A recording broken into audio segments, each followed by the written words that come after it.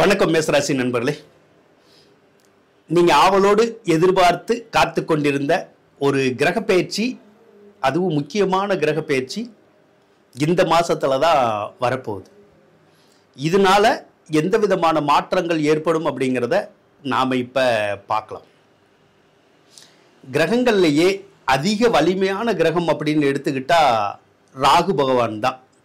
அதுக்கப்புறம் கேது பகவான் எடுத்துக்கலாம். மற்ற கிரகங்கள் எல்லாம் இந்த கிரகங்களை காட்டிலும் வலிமை குறைவாக தான் இருக்கும் எப்பயுமே. அப்போது ராகு கேதெல்லாம் வலிமையாக இருக்கிற போது அந்த கிரகங்கள் கொடுக்க வேண்டிய நல்ல பலனாக இருந்தாலும் கண்டிப்பாக கொடுக்கும். அதே மாதிரி அதிகபட்சமாக ரொம்ப நல்லா கொடுக்கும் பார்த்துக்கங்க. அதே மாதிரி கெடுபலனை கொடுக்கக்கூடியதாக இருந்தாலும் ஒரே அடி தான் நம்மளுடைய வாழ்க்கையே ஜோலி முடிஞ்சிடும். அந்த அளவுக்கு தான் அந்த ராகு கேது பயிற்சி எப்பயுமே வேலை செய்யும். தசாபுத்தியில் ராகு கேது தசாபுத்தி நடந்தால் கூட அப்படி தான் ரொம்ப வேகமாக வேலை பார்க்கும் பார்த்துக்குங்க. இப்போ அதனுடைய காலம் அப்படின்னு எடுத்துக்கிட்டால் 1.5 வருட காலம், அவ்வளோதான். ஏற்கனவே 2023 கடைசிலேயே ராகு கேது பயிற்சி வந்துருச்சு. உங்களுடைய ராசிக்கு 12வது ராசியில தான் வந்துச்சு. இப்பயும் 12வது ராசியில தான் இருக்கு. இந்த மாதம் ஏப்ரல் மாதம் 2025 26ஆம் தேதி தான் உங்கள் ராசிக்கு 12லிருந்து 11வது ராசிக்கு வரப்போறார். அதனால இப்போ நமக்கு கிடைக்கக்கூடிய மாற்றங்கள், வாழ்க்கையில் ஏற்படக்கூடிய நிகழ்ச்சிகள் எப்படி இருக்கும் அப்படிங்கிறத நாம் இப்போ பார்க்கலாம். ராகு பகவான் 12வது ராசியில் ஏற்கனவே இருக்கார் இல்லையா, அவர் என்ன பலனை கொடுப்பாரு அப்படிங்கிறத நான் இப்போ சொல்கிறேன். ஏற்கனவே கொடுத்துருப்பார். என்ன கொடுத்துருப்பார் அப்படின்னா, அவர் விரயஸ்தானத்தில் இருக்கிறனால அதிகமான விரயங்களை கொடுத்துருவார். விரயம்னா என்னது? நிறைய செலவு வரும். தேவையில்லாத செலவுகள் வந்துக்கிட்டே இருக்கும். அதனால காசு வர்ற வழி தெரியாது, அதே மாதிரி போற வழியும் தெரியாது. 10 பைசா நம்மளால மிச்சம் வைக்கவே முடியாது. ஏதோ ஒரு வழியில நம்ம சம்பாதிக்கிற காசு செலவாகிக்கிட்டே இருக்கும். சில நேரம் சம்பாதிக்கிற காசு செலவாகிட்டா கூட பரவாயில்ல, ஒரு சிலருக்கெல்லாம் சம்பாதிக்கவே விடாது. அப்ப சம்பாதிக்கவே விடாம செலவுகளை மட்டும் அதிகப்படுத்திடும். அப்ப என்ன பண்ணுவோம்? நாம கடன் காட்சியை வாங்குவோமா? வாங்குவோம். அப்ப கடன் உருவாகுமா? உருவாகும். யார்கிட்டையெல்லாம் நம்ம காசு கேட்கக்கூடாதுன்னு சொல்லி நம்மளுடைய மரியாதை போயிருமேன்னு பயந்துகிட்டு இருந்தோமோ அவங்க கிட்ட கூட போய் ஒரு 100 ரூபாய்னாலும் கொடுன்னு கேட்குற மாதிரி அந்த கிரகம் செஞ்சிடும். அப்போ நம்மளுடைய தன்மானத்தை இழக்கக்கூடிய வேலையை அந்த ராகு கடந்த காலத்துல செஞ்சிருச்சு. இதனாலேயே அந்த பண தேவைகள் அதிகரிக்கும். பணத்தை மிச்சம் பண்ண முடியாது, வராது. வந்தாலும் நமக்கு அதிகபட்சமாக செலவாகி மனசை கஷ்டப்படுத்தக்கூடிய ஒரு வேலைகள் தான் அது செய்யும். அதே மாதிரி உங்கள் வீட்டில் நோய் நொடிகள் யாருக்காவது வந்திருக்கும். அதுக்காக நீங்கள் கடந்த காலத்தில், கடந்த 1.5 வருஷத்தில் ஏதாவது மருத்துவ சிகிச்சை நீங்கள் எடுத்திருப்பீங்க. உங்களுக்கு எடுத்திருந்திருப்பீங்க, இல்லைன்னா உங்கள் குடும்பத்தில் வேற யாருக்காவது அந்த மருத்துவ சிகிச்சை எடுத்திருந்திருப்பீங்க. சிலருக்கு அந்த தோல் அலர்ஜி, நரம்பு சம்பந்தப்பட்ட கோளாறுகள், இந்த பிடிப்பு, சுளுக்கு அப்படின்னு சொல்றது, அதே மாதிரி கால் வலி, முதுகு தண்டு, கழுத்து, இதுல எல்லாம் வலி நிறைய வந்திருந்திருக்கும் ஒரு சிலருக்கு. ஒரு சிலருக்கு இந்த மஞ்சக்காமால, கல்லீரல் தொடர்பான பிரச்சனை, ஹார்ட் தொடர்பான பிரச்சனைகள் கூட வந்திருந்திருக்கும். அதனால கூட நிறைய மருத்துவ செலவுகள் ஏற்பட்டு அதுலேயும் நமக்கு நிறைய பண இழப்புகள் அப்படிங்கிறது ஏற்பட்டிருக்கும். அந்த பண இழப்புகள் எல்லாம் நம்ம இன்ன வரைக்கும் சரி செய்யவே முடியலை. ஆக இந்த பொருளாதாரம் விரயம் அப்படிங்கிற வேலையை ராகு பகவான் தெளிவாகவே பார்த்து விட்டுருச்சு, ரொம்ப நல்லாவே பார்த்து விட்டுருச்சு, ரொம்ப ஹெவியாக பார்த்து விட்டுருச்சு. அப்போ அது நமக்கு அடி தானே? அடிதான். அவ்வளோ பெரிய அடியெல்லாம் கொடுத்துச்சுன்னா நம்மளால தாங்க முடியாது. அடுத்து ராகு பகவான் சயனத்துக்குடைய கிரகம், அதாவது தூங்குறதுக்குடைய கிரகம். தூங்க விடுன்றீங்க, விடாது. ஏன்னா அந்த இடத்துல இருக்கிற போது நமக்கு தூக்கத்தவே வரவிடக்கூடாதுங்கிறது தான் அதோட நோக்கம். அப்ப என்ன பண்ணும்? உடம்புல நோய் நொடிகளை கொடுத்து தூங்க விடாது, வலிகளை கொடுத்து தூங்க விடாது, நிம்மதியா இருக்க விடாது. அதே மாதிரி மன உளைச்சல் சொல்றோம்ல, அந்த மாதிரி மன உளைச்சலை வந்து அதிகமா கொடுத்துரும். அப்ப மன உளைச்சல் இருக்கும் போது நம்ம எப்படி தூங்குறது? தூங்க முடியாதுல்ல, தூங்க முடியாது. அப்படிதான் அந்த ராகு வந்து இது வரைக்கும் பண்ணியிருக்கோம். சரி, எதனால தூங்க விடாது? ஒரு சிலருக்கு நான் சொன்ன மாதிரி பொருளாதாரத்துல பண தேவைகள்ல பிரச்சனை பண்ணி இருந்திருக்கும், அதனால தூங்க முடியாது. கடன் காட்சிகள் உருவாகி கஷ்டப்படுத்தி இருக்கும், அதனால தூங்க முடியாது. வேலை இல்லாம போயிருந்திருக்கும், வேலை கிடைக்காம போயிருந்திருக்கும், அதனால தூக்கம் வராம போயிருந்திருக்கும். தொழில் இல்லாம போயிருந்திருக்கும், கிடைச்ச தொழிலும் அம்போன்னு விட்டுட்டு உட்கார வேண்டிய சூழ்நிலை வந்திருந்திருக்கும், அதனால தூக்கம் வராம போயிருந்திருக்கும். ஆக ஏதோ ஒரு வழியில உங்களை உறங்க விடக்கூடாது அப்படிங்கிறது தான் அதோட நோக்கம். அது வேலையை அது தெளிவா தானே பார்த்துருச்சு. ஆமா, இப்ப வரைக்கும் பார்த்துக்கிட்டு தான் இருக்கு. அதே மாதிரி போக சுகம் அப்படின்னு சொல்லுவோம். போகம் அப்படின்னா என்னது? போகம் அப்படிங்கிறது காம சுகம் அப்படின்னு எடுத்துக்கலாம். அதாவது கணவன் மனைவி உறவுக்குள்ள ஏற்படுற அந்த காதல், காமம் அப்படின்னு சொல்லுவோம். அந்த மாதிரியான விஷயத்துல கூட நமக்கு ஒரு சுகங்களை வந்து கொடுக்காது அந்த கிரகம்.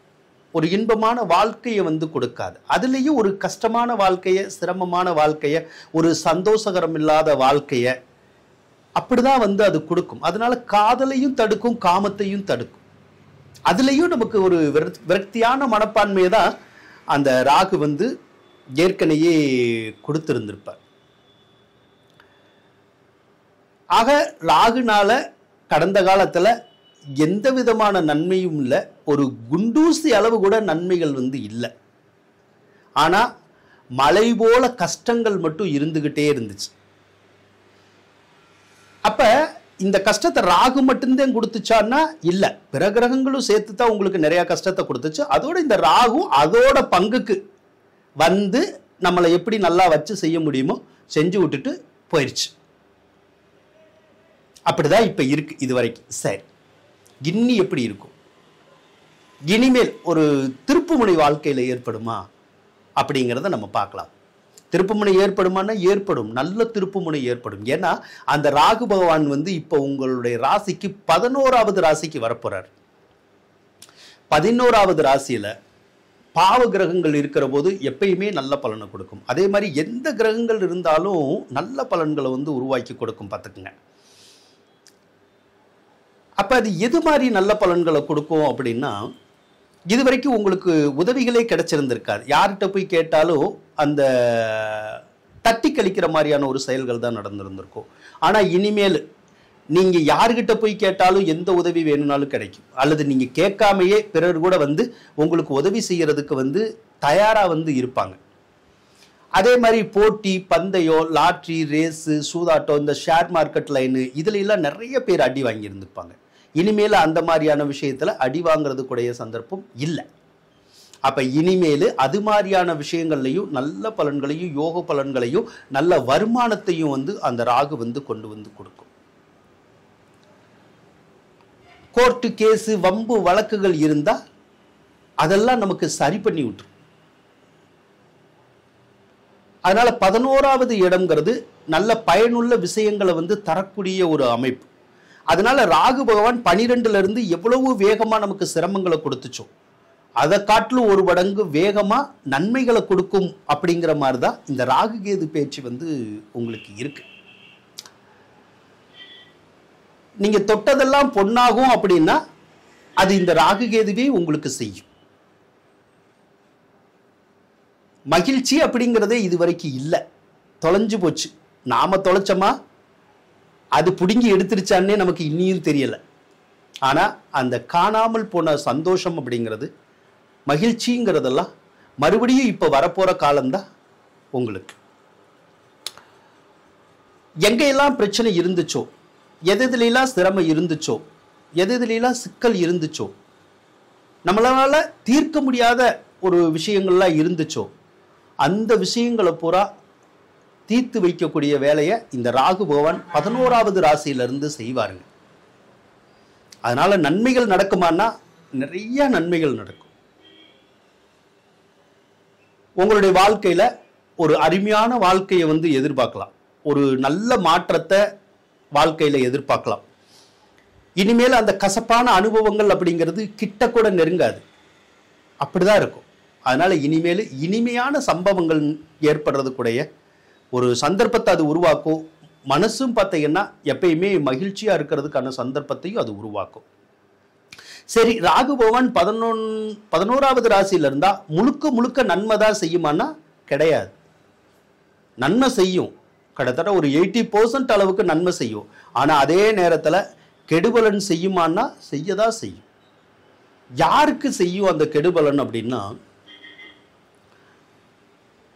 இந்த 2வது தாரமா கல்யாணம் பண்ணியிருப்பாங்க ஒரு சிலர் ஏற்கனவே. அது ஆணா இருக்கலாம், பொண்ணா இருக்கலாம். அவங்களுக்கு அந்த கணவன் மனைவிக்குள்ள கருத்து வேறுபாடுகளை ஏற்படுத்தி கொடுக்கறதுக்குடைய வேலையை பார்க்கும். ஸோ அவங்களுக்கு மட்டும் அந்த திருமண வாழ்க்கையில கொஞ்சம் மகிழ்ச்சி கண்டிப்பா இருக்காது. அதே ராகு பகவான் ஏற்கனவே கல்யாணம் ஆகி நிறைய பேர் கணவன் மனைவி பிரிஞ்சுட்டாங்க, டைவர்ஸ் ஆயிடுச்சு, ஏதோ ஒரு விதத்துல பிரச்சனைகள் வந்துருச்சு. அவங்களுக்கு மறுமணத்தை நடத்தி வைக்குமான்னு கேட்டா மறுமணத்தை நடத்தாது. அதாவது 2வது திருமணத்தை நடத்தி கொடுக்காது. எவ்வளவு நாளைக்கு நடத்தி கொடுக்காதுன்னா கிட்டத்தட்ட ஒரு 1.5 வருஷத்துக்கு நடத்தி கொடுக்காது.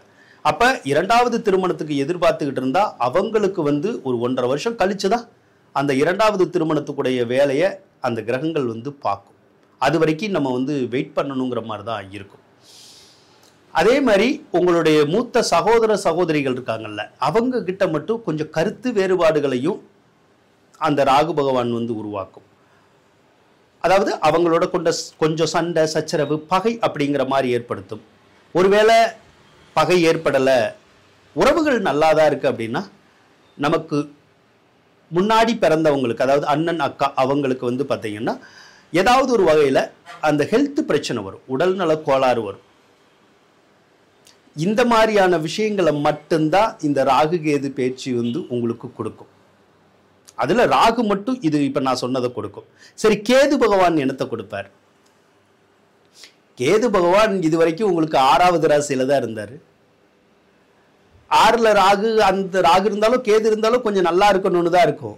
ஆனாலும் உங்களுடைய ராசிக்கு பல கிரகங்கள் கெட்டு போனதுனால இந்த கேதுவும் சில கெடுபலன்களை கடந்த காலத்துல செஞ்சிருந்திருக்கும். உதாரணம், ஒரு சிலருக்கு பல்லுல பிரச்சனையே இருக்காது, ஆனா இப்ப பிரச்சனை வந்திருந்திருக்கும். அதே மாதிரி கண்ணுல பிரச்சனை இருந்திருக்காது, கண்ணுல பிரச்சனை வந்திருக்கும், பருவு வந்திருக்கும், கொப்பளங்கள் வந்திருந்திருக்கும், புண்ணு மாதிரி ஏதாவது ஒரு சிலருக்கெல்லாம் வந்திருந்திருக்கும். அதே மாதிரி இந்த ஹீட்டுனால பிரச்சனை வருது இல்லை, வயிற்று வலி அந்த மாதிரிலாம் வரும். ஒரு சிலருக்கு இந்த பைல்ஸ் கம்ப்ளைண்ட் அப்படிலாம் சொல்லுவோம். அந்த மாதிரிலாம் ஒரு சிலருக்கு வரதுக்குடைய சந்தர்ப்பத்தை அந்த கேது பகவான் ஏற்கனவே பார்த்தார்.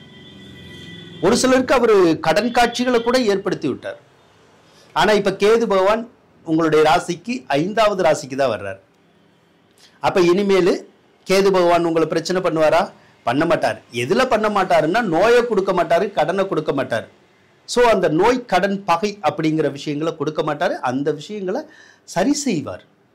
இப்ப நோய் இருந்துச்சுன்னா நோய் தீரும், கடன் இருந்துச்சுன்னா கடன் தீரும், பகை இருந்துச்சுன்னா பகை தீரும். அதைத்தான் அந்த கேது பார்ப்பார். ஆனா அவர் நல்லது மட்டுமே செய்வாரா? செய்வார். ஆனா சில கெட்டதையும் செய்வார். அது என்ன செய்வார் அப்படின்னு கேட்டீங்கன்னா, இந்த குழந்தை பாக்கியம் இல்லாதவங்களுக்கு குழந்தை பாக்கியத்தை கொஞ்சம் தள்ளி போடுவார். அதே மாதிரி வயசுக்கு வரக்கூடிய பருவத்தில் இருக்க பெண்கள் இருக்காங்கல்ல, ஒரு 10 வயசு 11 12 13 வயசுல எல்லாம் பெண்கள் இருப்பாங்க. அவங்க வயசுக்கு வர தருணத்தில் இருப்பாங்க. அவங்கள அந்த வயசுக்கு வர விடாம தடுத்து கொஞ்ச நாள் தள்ளி போடும்.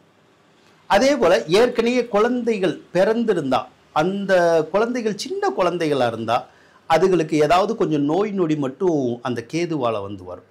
சரி, நம்மளுடைய குழந்தைகள் பெரிய குழந்தைகளா இருக்கு அப்படின்னா, அந்த குழந்தைகள் படிக்கிறதுக்காகவோ வேற ஏதாவது காரணமாகவோ வீட்டை விட்டு வெளியே போகலாம். அல்லது அந்த குழந்தைங்களோட நமக்கு ஏதாவது பகை ஏற்படுறதுக்குடைய சந்தர்ப்பத்தை அந்த கேது பகவான் கொடுக்கதான் செய்வார்.